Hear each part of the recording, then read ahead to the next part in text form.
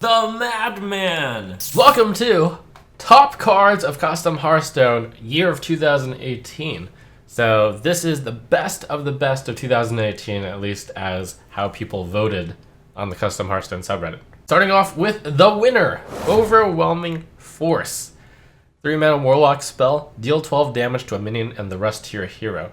I can see how this one won. It's very simple, it's very elegant, it's super well balanced. This was probably one of my better picks as well. I gave this one a 5-star balanced 5-star design before.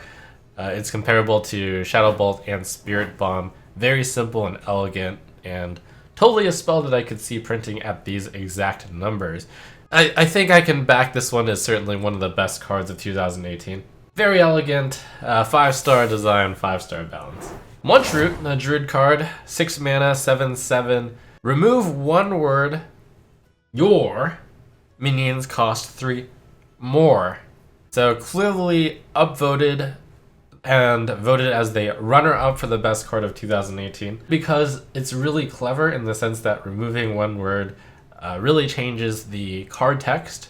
It's either your minions cost 3 or minions cost 3 more, which really fits into the druid choose one theme. But wait, why not just make this choose one?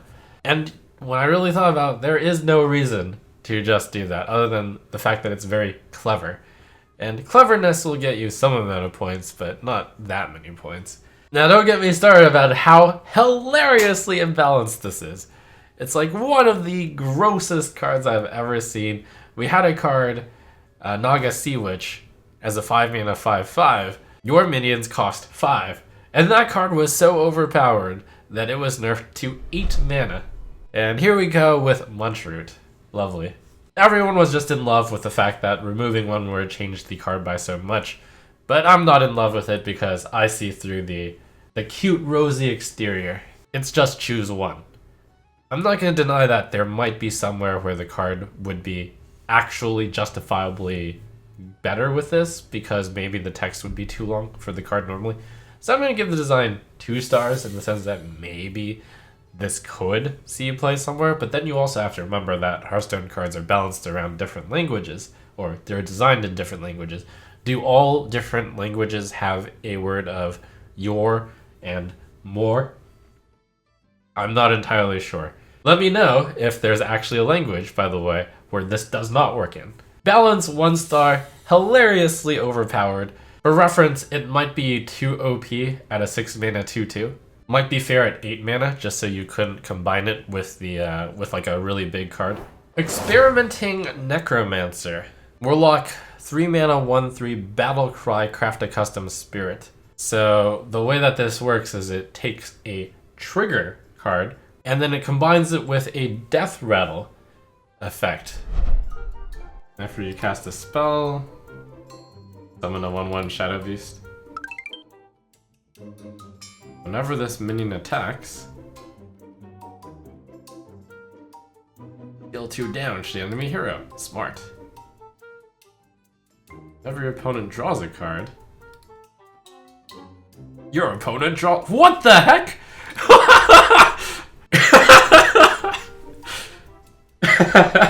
Brilliant. In short, though, this is like a 3-mana 1/3 battlecry, draw a good card, or draw something kind of similar to Rexar. There's quite a few really busted scenarios in the sense that you pick a first card that has a drawback, something like Fell Orc. So you get rid of the bottom part and then at the start of your turn, and then you choose a death rattle that's beneficial, and it's such good stats. There are many examples of that, like Bittertide Hydra, of whenever this minion takes damage or something like that, instead of you take 3 damage, instead you choose something that's bad for the opponent. It's a cool idea, but boy is that a lot of work for one card that's like a Warlock epic, and there are a few cards that do just win you the game. Like the high rolliness on this is really big. However, the creator of this card did post a website where you can actually simulate building a card, which is really awesome. And for that reason, I'm going to split my design rating on this one. I'm going to give this design 1 star because I think that it is unfeasible and a bad idea It would be kind of like Deathstalker Rexar all over again, which they've explained has taken a lot of effort to keep up with across all the languages and whatnot.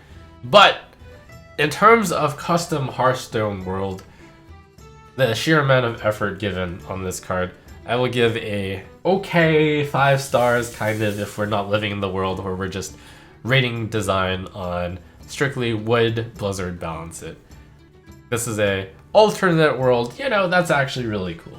We don't have to rate all the cards based on if they will be put into the game, even though that's usually how I rate things. The balance is in a good spot in the sense that it's a Warlock class card, and it was clearly compared to Stonehill Defender. This gives you a better card than Stonehill Defender would, but it is a class card, and I could see it at a 1-3. I'll give the balance 5 stars. The recast mechanic. I'm not going to look at all of these cards, but essentially it's just, if you've played a copy of the card before, the second copy does something more. And this can be done in a few ways, such as just in a control deck, play it straight up, the second card happens to do something, or maybe you bounce the card if it's a minion, and then you get to recast it, and get the recast bonus a few more times. I like the idea of recast. It also rewards longer games, because that's when you'll get your second copy. So I'm going to say 5-star design, and then the balance, you know, it's a mechanic, it can be balanced. These particular cards showcasing it, we're not going to talk too much about the balance of them. Some of them are overpowered, some of them are well balanced. Period, instead of question mark. Too Many Cooks. This is from the voted best set around the world in 80 meals. If you're ever interested in reading a whole set, you can check out all 128 cards, but here's just looking at a few of the best cards. Too Many Cooks, 3-mana druid spell, choose one or all. Deal 4 damage, gain a mana crystal, discard a random card. So obviously if you're choosing one, you never want to choose discard a random card. But that's the cost of choosing all of them. If you want both 4 damage and gain a mana crystal, you can. Just also required to discard a random card. This card was designed before Wild Growth was nerfed. Now that Wild Growth was nerfed, this card certainly seems really good since you're gaining a mana crystal instead of an empty mana crystal. That said though, I think it's actually fair to print a card that says gain a mana crystal. Not even empty. Also arguably not better than Wild Growth because it does not draw you a card when you're at 10 mana because you can always just choose the other effect. What is too overpowered though is choose one, deal 4 damage. 3 mana, deal 4 damage for Druid, which is supposed to be bad at single target removal, is a bit too much. So my fix is very simple. Simply make it deal 3 damage. And I really, really like the idea of choose one or all. This is actually one of my top cards that I've seen as well. So I'm going to give the design 5 stars, balance 4 stars. Should probably just be moved down to deal 3 damage. Elune's Truffles, also from the same set, around the world in 80 meals. Pre-spell, 1 mana, discover a shadow or power word spell, and then you play the card to alternate. And throughout Hearthstone, this card's going to do different things because there's going to be different shadow spells and different power word spells, but they can be printed, and this card should be printed alongside a set that has like maybe a shadow spell and a power word spell. 1 mana to find a spell is generally fine. I like the way that this card alternates as well. I think it's very clever. Design 5 stars, balance 5 stars. Noteworthy that this card would be very out of balance though if a really good shadow or power word spell were printed, because then this would perhaps be too consistent in finding that card. Quick mention of the Ben Brode card. Really overpowered because if you Barnes it and then, or you Shadow Essence it, you just win the game. But thanks Ben Brode. Dante's Inferno. 7 mana, 6/6 Warlock Demon. It's a lifesteal battlecry, deal 2 damage to your other minions. So I had to think about how unfair is a 7 mana 6/6 lifesteal. The only comparison for a big lifesteal card is Bloodworm, which is 5 mana 4/4 lifesteal, and that was completely fine. So should a 7 mana 6/6 lifesteal demon be fine? Yes, I think that'll be fine. Battlecry, deal 2 damage to your other minions, which also affects the lifesteal. Is that good? Is that too OP? And I think it's fine. It's a trade-off. You're sucking the life out of your minions and then putting it to yourself. I like it. I think it's fair. Design 5 stars, balance 5 stars. Nice little touch on Warlock, which does have a lifesteal mechanic. with the traditional type of inferno costing 7 being like a 6/6. A good combination of a lot of things. Count Radcula, a rogue 6 mana 5/3 legendary. It's got lifesteal, death rattle, summon Radcula's Coffin. And Radcula's Coffin is a 0/4 death rattle summoned a 5/3 wounded Radcula with lifesteal. So back to the 6 mana 5/3 afterwards, but doesn't resummon another. So in that way, it's a lot like Cairn, except instead of going from a 4/5 straight to another 4/5, it's a 5/3 lifesteal, which goes to a 0/4, which takes a little bit of work to go back to a 5/3. In that sense, it seems a little bit weaker than Cairn in terms of, just sheer stats, but the lifesteal does make up for it. Where this is a very unusual is, why is this a rogue card? Lifesteal is not a rogue card, and vampires are more of a warlock thing. And also, lifesteal is more of a warlock thing too. So, my suggestion for this is simple. It should just be a warlock card. I think the design other than that is cool. Design 4 stars because I think it is very off as a rogue card. And then balance 5 stars. I think it is very fair. Ancient Sphinx. Priest 5 mana 3/7. Battle Cry, choose a card type. If the top card of your opponent's deck is that type, get a copy of it. So essentially it's a 5 mana 3/7 with Battle Cry of draw a card which will miss sometimes. There are a few decks out there that are majority minions, there are a few decks out there that are majority spells. The other card types are weapons and heroes, which you will never choose because the chances of getting them are so slim unless you are really fishing for a specific hero card. Maybe sometimes worth the chance. It's kind of like Curious Glimmerroot, 3 mana 3/3, which discovers a card from the opponent's deck, and you usually get to choose right on that.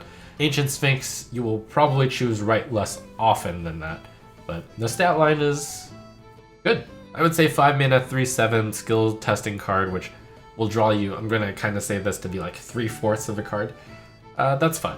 The downside, by the way, though, is most of the decks, you're going to choose minion, and you don't really like minions, so on top of sometimes missing the minion, you don't really want to get the minion that much either. In that sense, I actually think that this card could potentially be printed to be a little bit more powerful as well, if you wanted to push the card. As is, though, design 5 stars, balance 5 stars, and I would even argue could be a bit stronger, but fine as is. Luna's Pocket Galaxy. This card was designed pre-Boomsday, when you knew the text of the card and you knew that it was going to be a legendary spell, probably, but you didn't know what it was going to be. So, 5 mana, transform your deck into an endless source of random cards.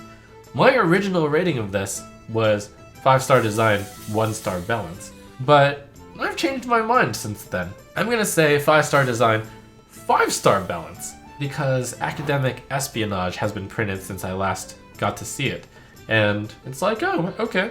So adding 10 cards to your deck, it's like kind of the similar anti-fatigue maneuver. That's not too bad. My main reason for giving it a 1-star balance is because it is overpowered with Aluneth. But Aluneth rotates out. I reviewed this card like almost a year ago. I think Wild can handle Aluneth plus Luna's Pocket Galaxy, the combo, where Standard would probably not be able to deal with this generation of 4 cards a turn. So after Aluneth rotates out, I think Luna's Pocket Galaxy is fine. So with the asterisk that you print this, in a standard set that does not have Aluneth, design 5 stars, balance 5 stars. Sure. Really cool idea. It's super anti-fatigue, and then you just have infinite value at the end game, but it's all random, and you have to play a bunch of card draw, and you need to basically already exhaust your deck. Interesting tech against Togwalkle as well as Hakar also. Darl Root. 7 mana 5/5 Druid, Battle Cry, add 5 2/2 treants to your hand, summon any that would not fit. So a comparison card to look at is Witchwood Apple. Witchwood Apple adds 3 2/2 treants to your hand for 2 mana. So we can kind of see how 4 treants would perhaps be valued at around 3 mana, and that would be kind of, or 5 maybe, and that would be kind of along the same lanes as Arcane Intellect. So this would be kind of along the same lines of Ancient of Lore, but very different, and also a legendary. So I think it's very fair. I think it's very creative. Pushes a treant theme as well. So I love it. 5-star design, 5-star balance. Also really cool about the overflow of treants getting summoned onto the board instead of into your hand. So you'll have to maneuver into those situations where you get the extra value. Trivona, the trickster. A mage legendary, 3 mana, 3/3. Spell damage equals 3. What does that mean? It doesn't mean that your spell damage is +3. It means that all of your spells deal a total of 3 damage, which means that Arcane Missiles deals 3 damage, same as is. Flame Strike deals 3 to all minions, all enemy minions. It means that Fireball deals 3 damage.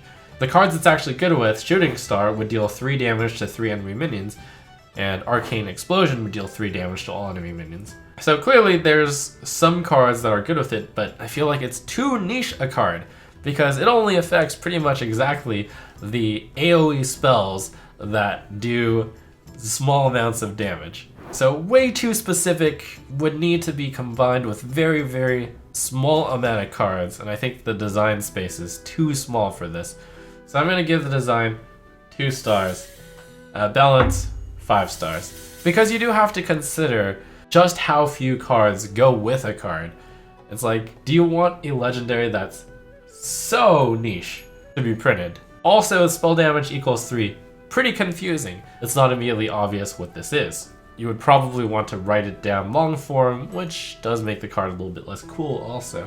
Originally, actually submitted as a weekly design competition for keywords.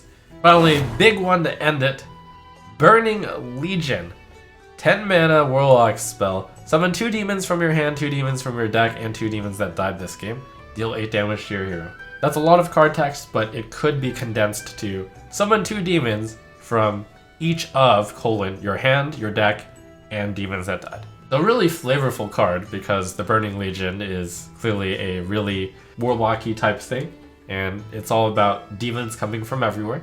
And it's a really epic spell, but in the sense that this card may have been designed before legendary spells were out, this should be a legendary spell. But there is a big problem with this card, and the problem is Blood Bloom. Blood Bloom into Burning Legion does put you down 18 health early game, but picture having turn 2 or potentially turn 1 with the coin, Void Lord, Doomguard, Doomguard. In Wild you could potentially have Mal'Ganis out, and I don't really know how to address that because it is such a big high roll. It feels like because Blood Bloom is here, you cannot print a 10 mana spell that just gives so much value, ever, for the integrity of Wild.